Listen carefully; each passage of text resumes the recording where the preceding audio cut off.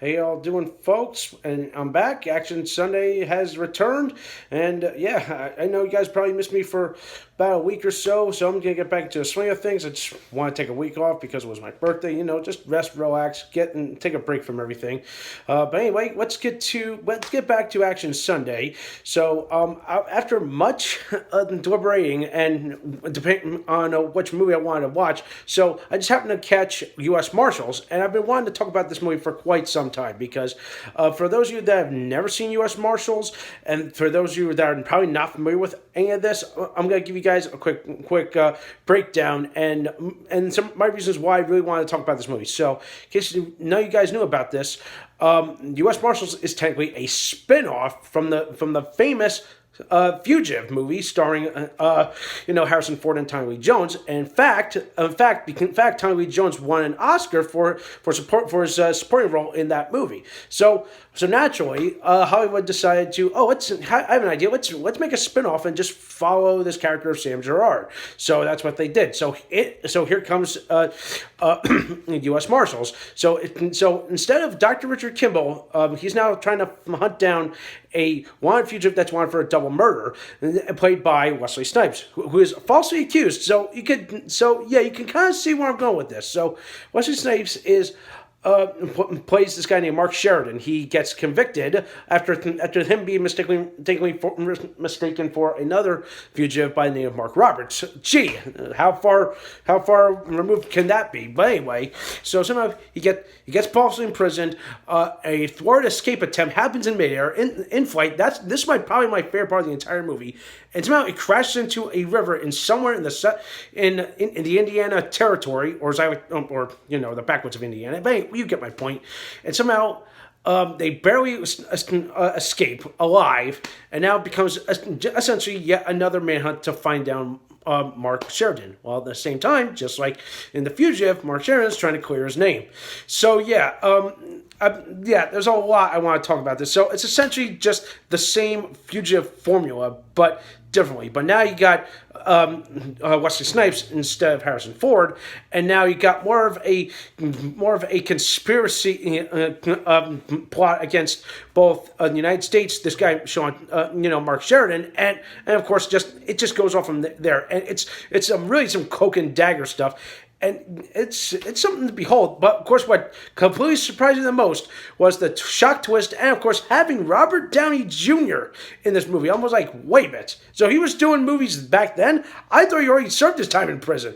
Who knows? But anyway, I'm not big on Robert Downey Jr., but you get my point. But holy crap, I did not expect him to be in this movie the way he was.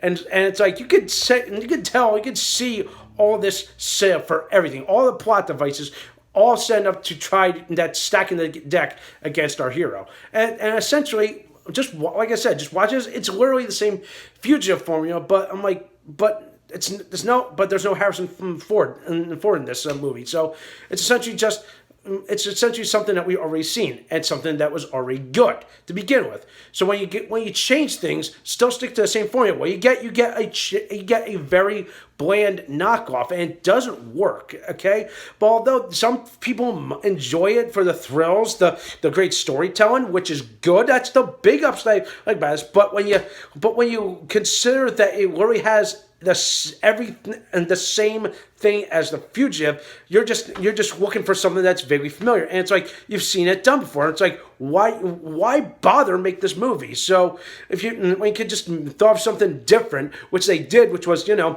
this new character, but keep Tommy Lee Jones. But to me, I feel like it doesn't live up to the hype as it really does and really is. Okay, whereas The Fugitive is a classic movie. It's a classic remake of based off a book starring Harrison Ford. The What with the Iron Man, and of course the movie that made Tommy Lee Jones an Oscar winner and a household name.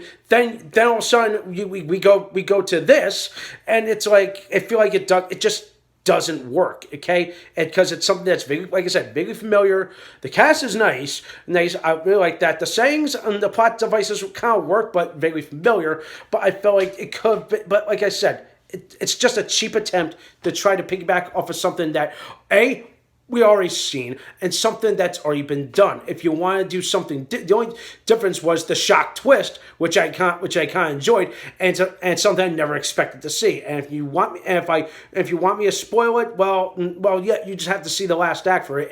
And of course, that to me it feels like, okay, so the guy gets exonerated, woohoo. But of course, I'm like, it just leaves you with a bad taste in my mouth. It's like, okay, I'm happy to see Wesley Snipes kick ass, but I'm like, to me, like, this is definitely not Wesley Snipes' best work. I've seen him do better. Hello, Passenger 57, Blade. Come on, those movies are good. This I feel like kind of just can't match up to the magnetism that Wesley Snipes had. But yeah, I don't know. Take your pick. If you love seeing Wesley Snipes in this kind of role, it's an okay spin-off movie. It's not a sequel. It's a spin-off. Let's make that plainly clear. Okay. Again, this I understand they want to take this in a different direction. I understand they were going to try to piggyback off and make a series off of it. And of course, I talked about this. I talked about the Fugitive movie as well on this segment, and I said that that's a classic movie. But of course, when you make it into a TV show, it takes forever. Okay, but yeah, trying to piggyback all the things like that, it doesn't work. Okay, and it just shows you that the best things should have been just left as it is. Okay, if you try to steal it or copy it, and then you're just gonna piss off the wrong people. All right. So with that in mind, I'm gonna give US Marshals, I'm going to give it maybe a 6.5 out of 10. That's as best I'm going to give it. As well, I'll give it a thumbs up to the story arc, the characters, some of it. But when you start to see some more plot devices, that it just knocks the score down for me. And like I said, call it vaguely familiar or nostalgia or wherever it is you know what I mean. It doesn't work. Okay, it fails up to the hype. And I say take a pass on this. Or just gonna, like I said, it's essentially just a cheap Fugitive sequel or spinoff. Okay, it's trying to be what it is, but it's not. All right.